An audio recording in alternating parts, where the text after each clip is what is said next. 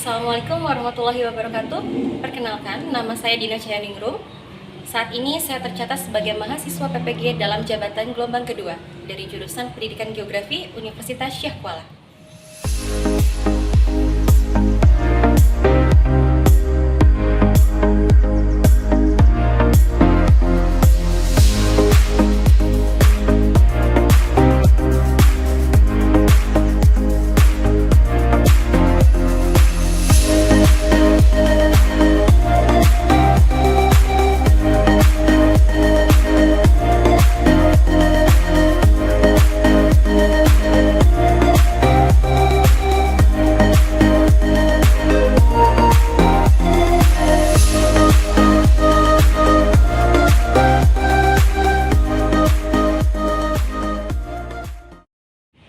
Hari ini, Senin 12 Juni 2023, saya melaksanakan praktik lapangan dalam rangka uji kinerja PPG dalam jabatan di unit kerja saya, yaitu di SMA PGRI 1 Subang. Assalamualaikum. Waalaikumsalam. Selamat siang anak-anak. Ya. Gimana kabar kalian hari ini? Sehat? Sehat. Alhamdulillah kalau sehat ya. Nah, sebelum kita mulai pembelajaran, Ibu mau tahu dulu nih, hari ini apakah masuk semua? Alhamdulillah kalau masuk semua. Gimana pelajaran sebelumnya? Semangat? Masih. Good. Harus ya, harus semangat terus ya, karena sekarang kita belajar tentang geografi di materi sub pokok yang terbaru. Baik anak-anak, sebelum kita mulai pembelajaran, biar kita belajarnya lancar ya, mari kita berdoa terlebih dahulu. Silakan Farel untuk dipimpin. Sebelum kita memulai pelajaran hari ini, alangkah baiknya kita berdoa. Berdoa dimulai.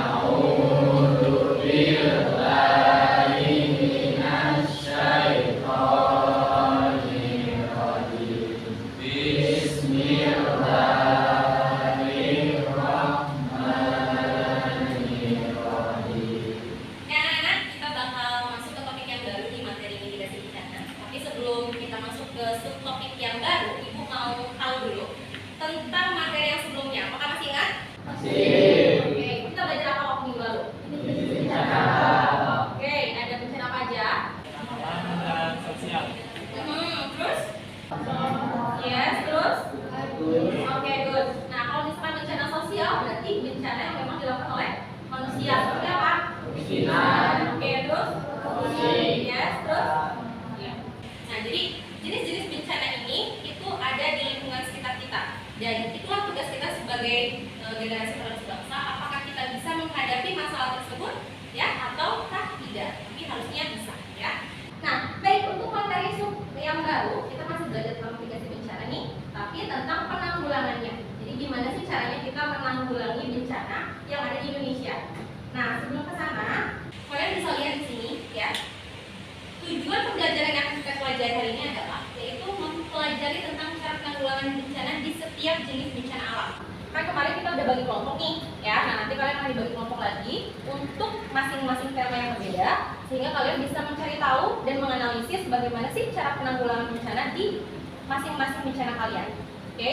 Setelah itu, kalian pun akan mempelajari tentang cara membuat suatu karya. Di sini, Ibu akan mengajari kalian tentang mempelajari tentang Canva, di mana kalian akan mempelajari tentang komik atau poster. Jadi dari kalian akan menghasilkan suatu karya. Baik, karena kalian sudah tahu nih tujuan pembelajaran hari ini apa, sebelum kita mempelajari ke topik yang berikutnya, kalian akan Ibu kasih pretest dulu, sehingga Ibu tahu awal kemampuan kalian seperti apa, ya.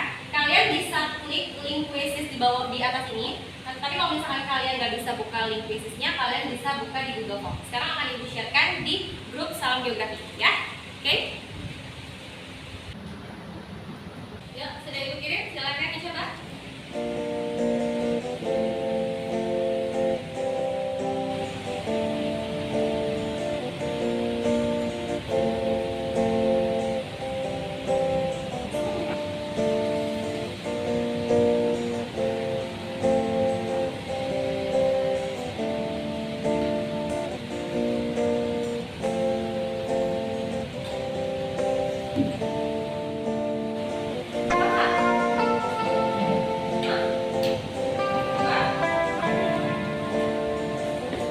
Ya, mulai.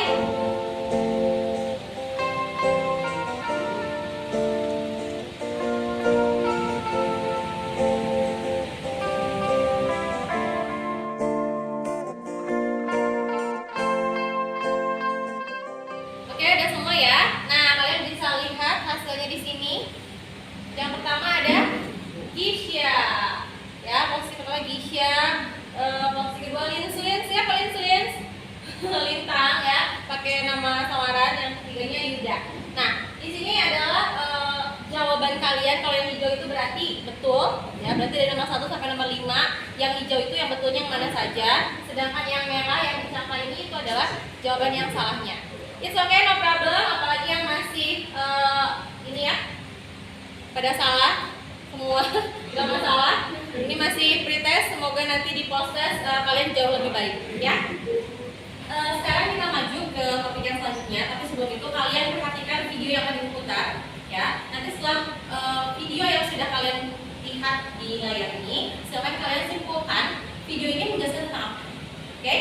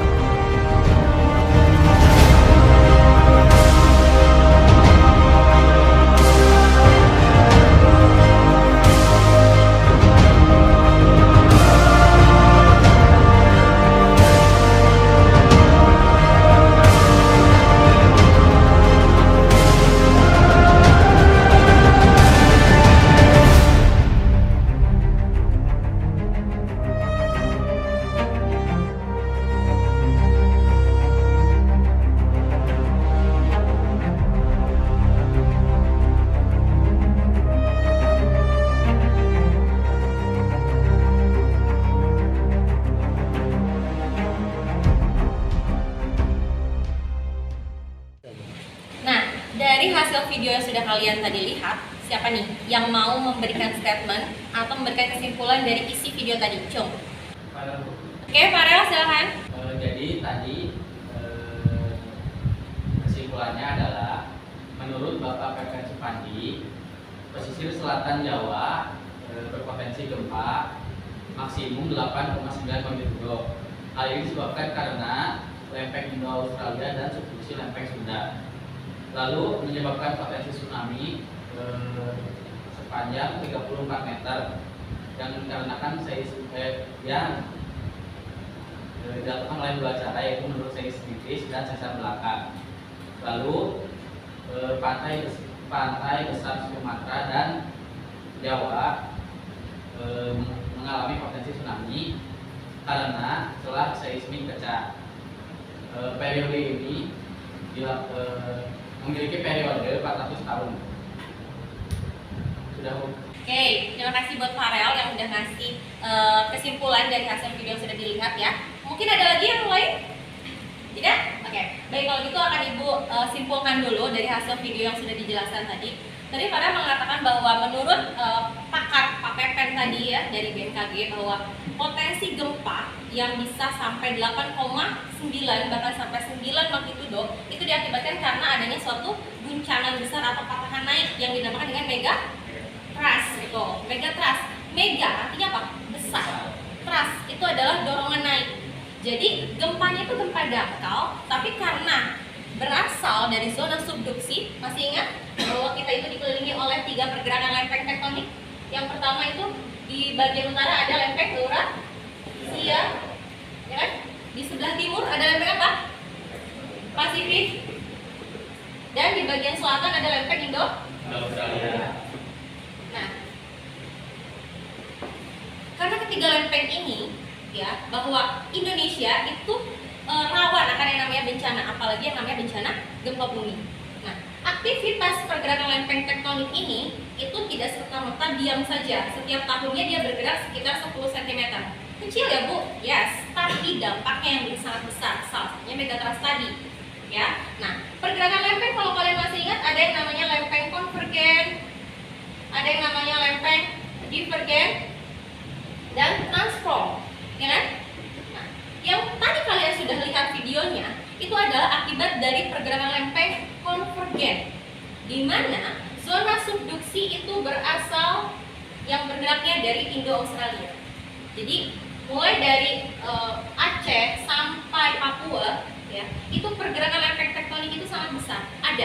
Jadi kita mau ngumpet di mana pun tuh nggak bisa, karena kita dikelilingi sama 3 lempeng ini. Nah, aktivitas pergerakan lempeng konvergen itu saling bertumbukan. Jadi ketika dia menghujam satu ke dalam, ya, ke dasar laut, itu maka akan membuat yang namanya zona subduksi. Nah, zona ini yang mengakibatkan gempa. Salah satunya adalah gempa megatrust.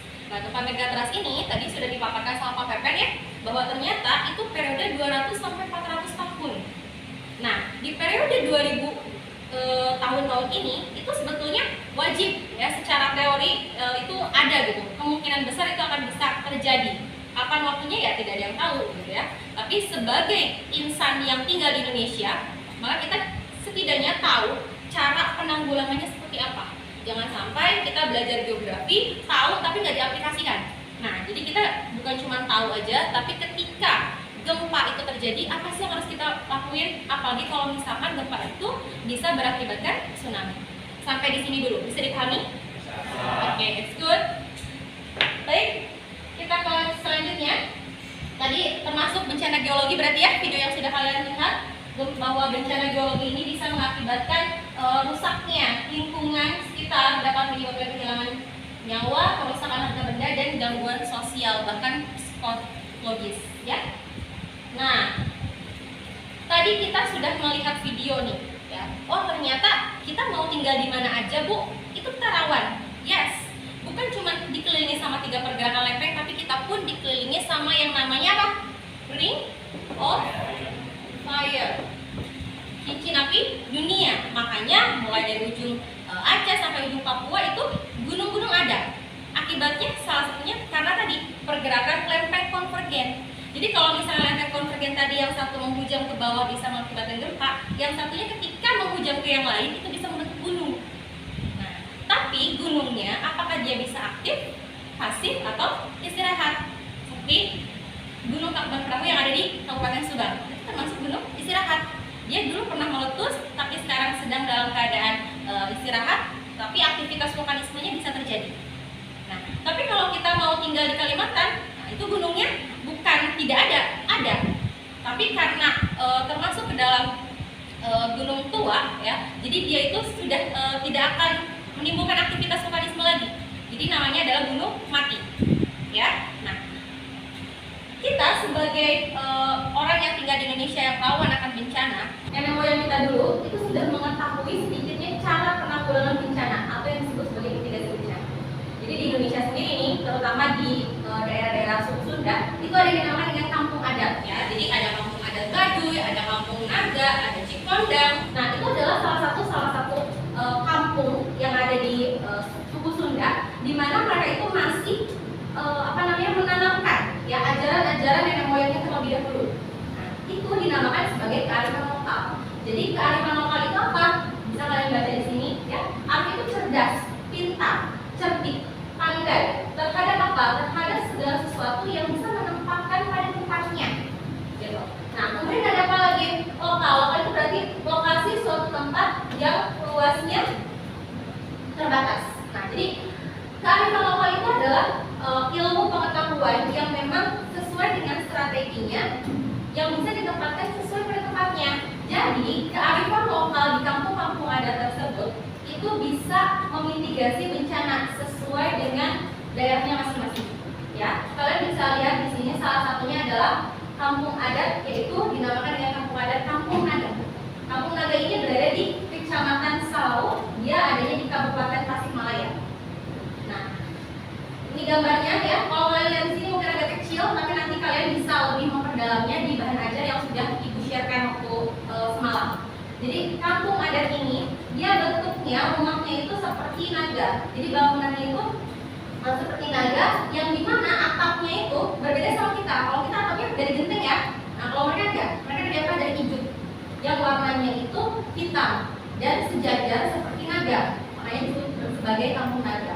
Kampung Naga ini menurut Bapeda itu berpotensi rawan akan banjir. Kenapa? Karena tempatnya, lokasinya itu berada di dekat sungai, ya, Sungai Ciulan namanya. Nah, selain itu apa lagi? Adanya potensi gerakan tanah yang cukup tinggi karena termasuk ke dalam daerah yang memiliki lereng yang curam. Lalu bagaimana cara nenek moyang dulu menanamkan pada masyarakatnya tentang mitigasi bencana yang ternyata sampai saat ini itu masih ditanamkan pada masyarakat lokal. Kalian bisa lihat di sini kearifan lokal. Nah, ini ada gambar apa ini?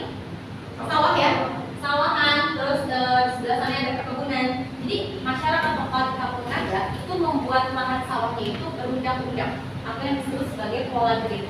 Ya. Nah, bagaimana dengan lereng yang curam? Ketika ingin menanam segala sesuatunya di kebun atau di sawah, mereka tentunya menanam atau membatasi dengan yang namanya bambu atau aren.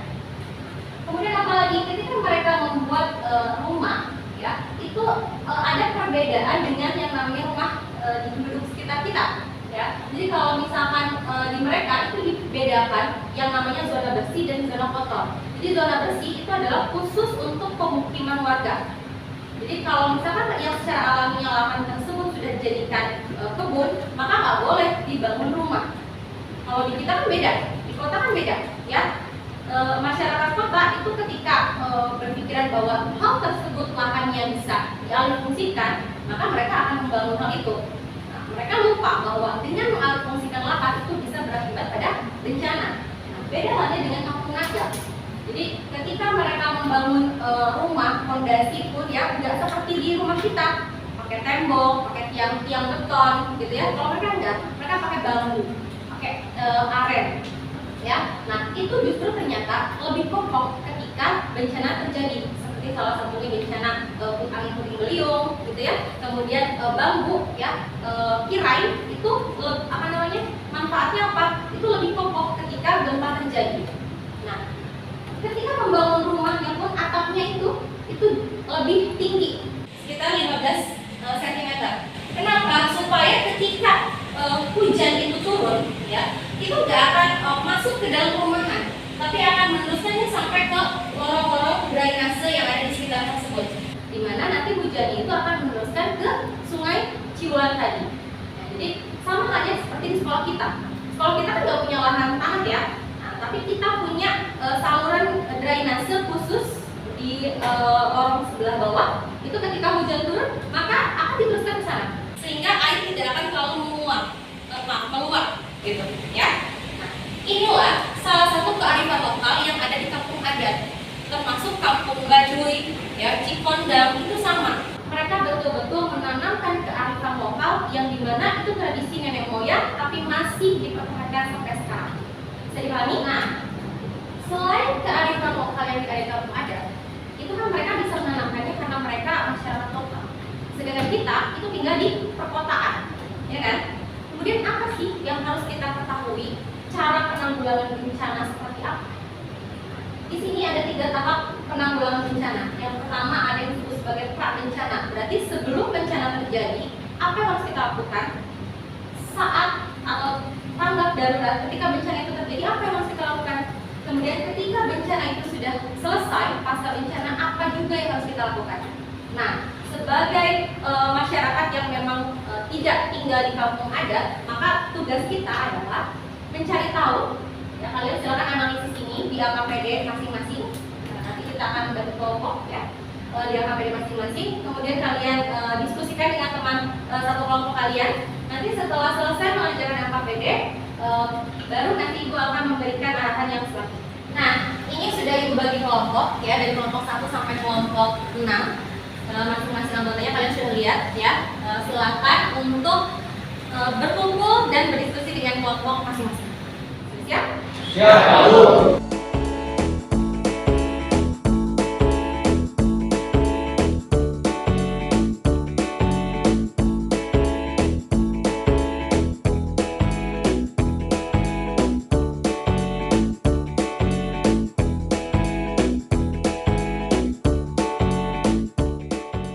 Oke, duduknya udah nyaman? Ya.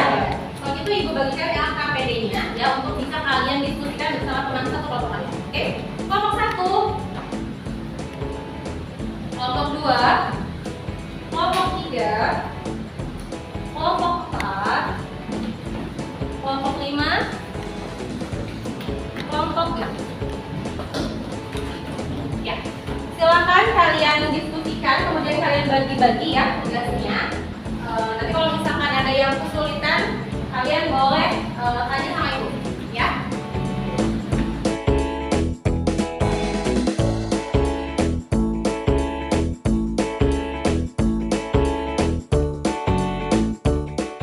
Jadi sudah potensi akan besarnya bagus, gitu ya. Semakin kesini semakin berkembang. Tapi jangan lupa kita harus memikirkan apakah akan bisa dengan potensi ya. Dalam lagi tentang nomornya supaya kalian bisa mengenal. Yang terakhir kelompok 6 tentang letusan gunung api. Ya, udah beres? Ada yang bisa? Beres? Oke. Letusan gunung api. Pernah nggak kalian main ke gunung? Pernah gunung mana? Gunung Brahmo terus? Gunung Salak juga pernah. Oke. Kalau kalian pikir misal kalian lagi main gunung dan dimana itu udah mau ke puncaknya misalkan, terus tiba-tiba aktivitas vulkanisme itu tinggi. Kemudian pihak vulkanologinya yang ada di gunung api tersebut itu mau melarang para wisatawan untuk masuk ke gunung api tersebut, karena gunung api itu dia tidak hanya berpotensi hanya sebatas penampangnya aja kan, tapi dia juga bisa sebagai tempat objek wisata kan, ya salah satunya yang lain menuju gunung. Tapi misalkan aktivitas vulkanisme sedang tinggi, kalian mau ke sana tapi dilarang, apakah kalian sebagai wisatawan akan lolos atau udah balik lagi aja gitu? Balik lagi aja, oke. Takutnya kalian udah terobos ya, kayak orang-orang yang sudah terlalu jatuh cinta akan gunung api kan dia aja menerobos. Dan bahkan ada perusahaan swasta yang memang dia itu udah tahu aktivitasnya tinggi tapi dia tetap masih buka. Jadi satu hal yang harus kalian pelajari dari penanggulangan bencana ini adalah bukan hanya perasaan dan pasca saja, tapi kita harus paham bahwa ketika aktivitas itu kan gunung api ada tahapnya ya, siaga, ada waspada gitu. Jadi kalau misalkan udah siaga nih, apa sih yang harus kita lakuin? Kita harus ngedukung orang-orang vulkanologi. Dan ketika orang-orang vulkanologi yang kurang tepat, misalkan udah tahap ke atas tapi masih dibuka, nah kalian sebagai generasi penerus itu bisa mengingatkan, ya. Oke, silakan ke dalam lagi. Gitu. Ya, alhamdulillah semuanya udah beres. Kalau gitu tinggal presentasi aja. Tapi sebelum presentasi, untuk memastikan benar tadi aku tanya satu-satu ya ke masing-masing kelompok. Udah selesai Bu, aku udah paham Bu gitu ya. Tadi sedikitnya kita ngobrol-ngobrol tentang masing-masing tema bicara kalian. Tapi untuk lebih memastikan lagi kalian betul-betul paham atau enggak, Ibu akan kasih kuis ya, kuis TTS online, di mana silakan kalian masing-masing kelompoknya pakai satu handphone saja ya. Tapi kalian kerjasama dengan kelompoknya yang sudah selesai duluan ya, mau nilainya berapapun silakan satu orang dari masing-masing kelompok bawa handphonenya dan tunjukkan ke depan nilai kalian berapa, karena TTS online ini hasilnya langsung ada keluar sertifikat ya. Nanti di situnya di sertifikatnya tulis nama kelompok kalian, misalkan kelompok 1, kelompok 2, kelompok 3 ya, atau misalkan kelompok banjir, kelompok ini boleh bebas. Oke, siap? Oke, siap. Oke, Ibu persilakan kalian untuk mengisi kuis secara bersama-sama. Silakan.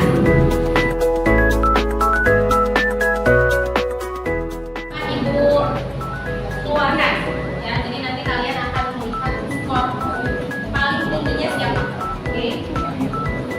Ya, semangat, semangat.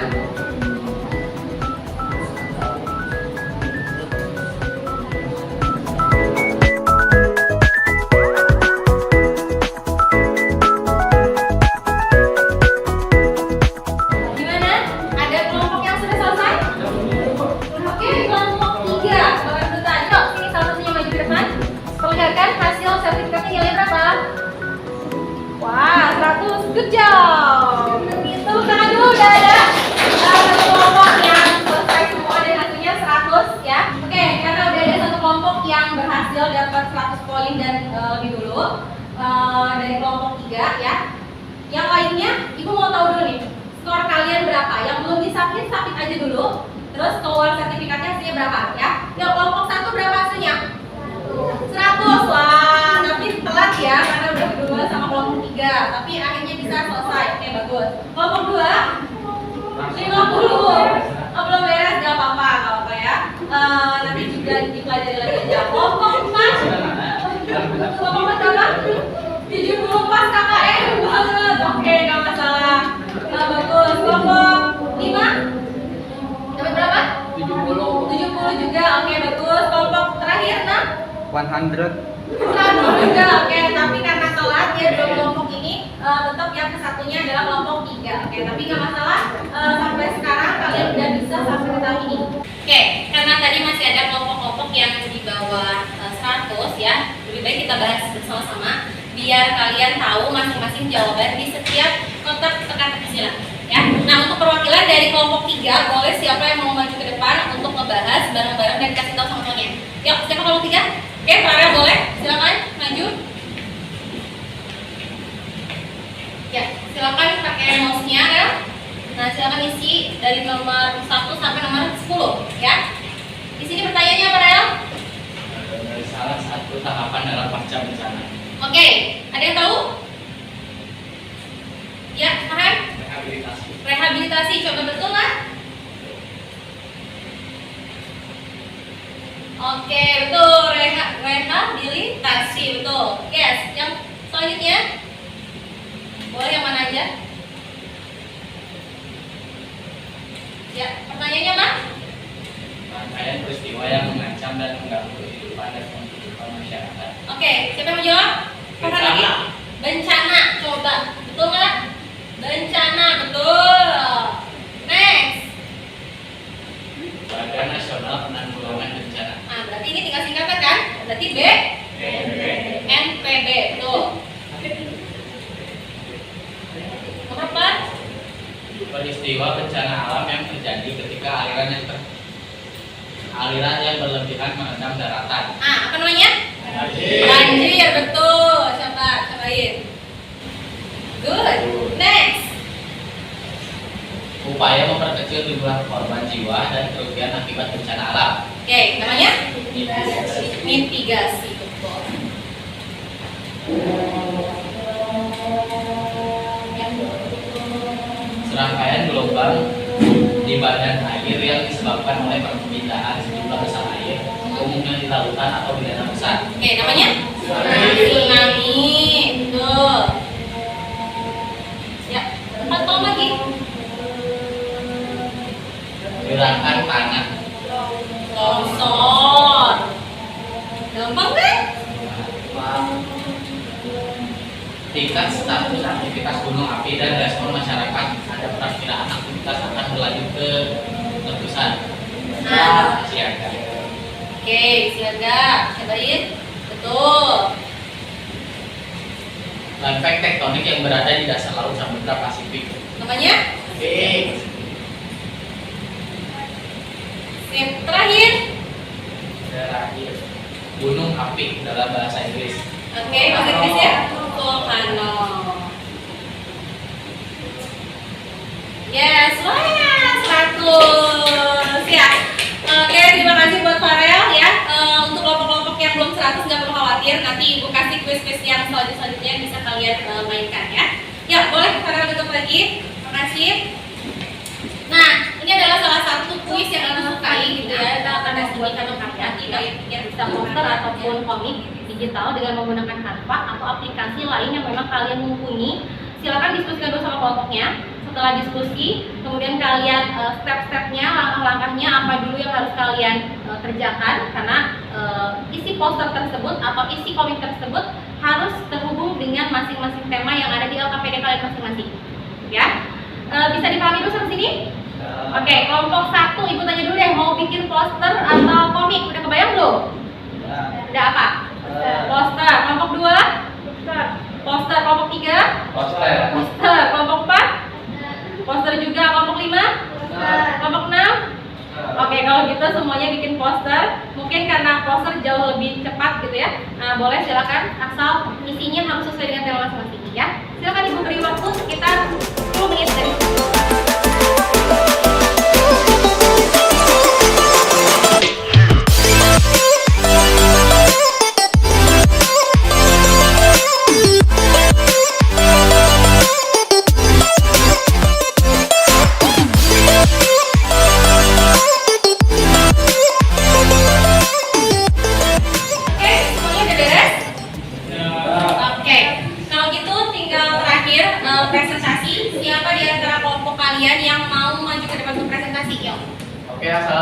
Assalamualaikum warahmatullahi wabarakatuh. Waalaikumsalam warahmatullahi wabarakatuh. Kami dari kelompok 3 akan mempresentasikan hasil poster kami, yaitu kebakaran hutan. Di sini saya ditemani dengan 3 teman saya, yaitu Ali Subakti, Resita Nur Rafifa, dan Lintan Sasi Kirana. Di sini saya akan menjelaskan apa itu kebakaran hutan. Apa sih kebakaran hutan itu? Kebakaran hutan dan lahan adalah suatu peristiwa terbakarnya hutan atau lahan baik secara alami maupun oleh perbuatan manusia, sehingga mengakibatkan kerusakan lingkungan dan mengakibatkan kerugian ekonomi, ekologi, sosial budaya dan politik. Nah, kebakaran hutan dan lahan adalah kejadian berulang setiap tahunnya yang disebabkan umumnya pada musim kemarau, baik di dalam kawasan hutan yang menjadi kewenangan pemerintah maupun di lahan-lahan milik masyarakat. Namun demikian, kebakaran hutan dan lahan adalah tanggung jawab kita bersama. Program kebakaran hutan dan lahan melakukan aktivitas pembakaran terhadap sampah, puing-puing atau puing-puing adalah minimal 50 kaki dari bangunan dan 500 kaki dari hutan. Memberikan peringatan dan pemahaman kepada warga yang belum mempunyai pengetahuan tentang hutan dan tidak membakar rumput atau puing-puing. Hindari membakar ketika cuaca berangin angin kencang menjadi faktor utama kebakaran hutan. Semakin meluas, api akan semakin kencang dan besar, dan tentu ini sangat berbahaya. Pastikan api sudah mati sebelum warga pergi meninggalkan tempat pembakaran. Sangat disarankan untuk membersihkan area tersebut dari bahan-bahan yang terbakar.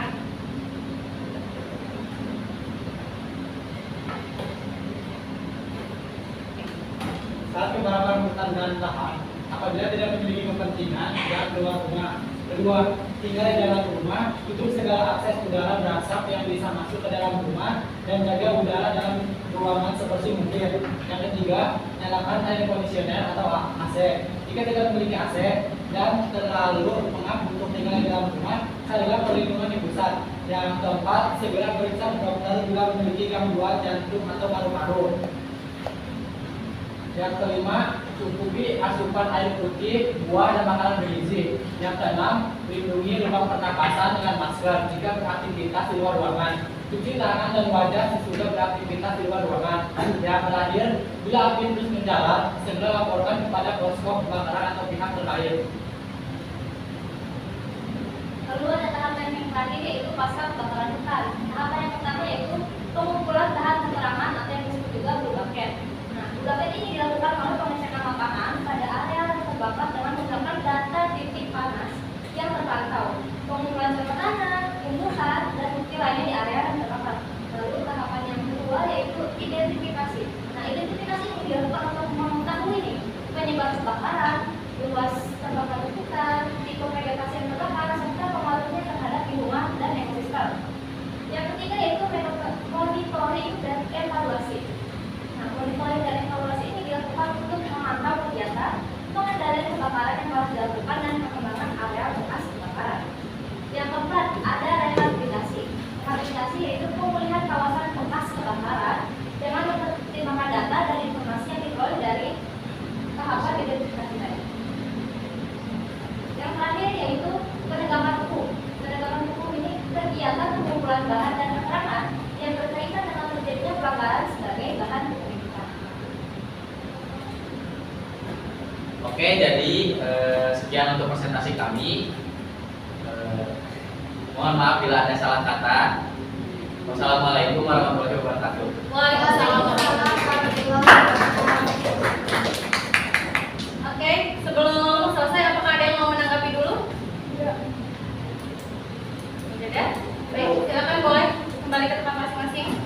Baik, karena sudah selesai ya rangkaian dari pertama sampai akhir, alhamdulillah pembelajaran hari ini sangat memuaskan karena dari hasil tadi proses pembuatan KPD kemudian karya poster digital kalian itu sangat-sangat bagus. Terima kasih sekali sudah sangat supporting dalam hal pembelajaran kali ini. Nah, untuk sebelum menutup pembelajaran hari ini, pengen tahu dulu yang mau memberikan kesimpulan hari ini belajar tentang apa sih? Siapa yo? Saya Bu. Oke, ya boleh. Jadi kesimpulan yang kita pelajari hari ini yaitu tentang subbab mitigasi bencana. Yang kita pelajari tentang beberapa tahap yang ada dalam mitigasi bencana, yaitu salah satunya prabencana yang merupakan tahap sebelum terjadinya bencana. Ya, terima kasih buat Ida yang sudah memberikan kesimpulan di pembelajaran hari ini ya. Semoga pembelajaran hari ini bisa bermanfaat, dan untuk terakhir yang lebih mantap nih kemampuan kalian di hari pertemuan ini, itu Ibu akan memberikan post test lewat Google Form. Ibu akan kirimkan link post testnya di grup WhatsApp Salam Geografis. Silakan klik dan mulai sekarang, hanya 5 menit ya.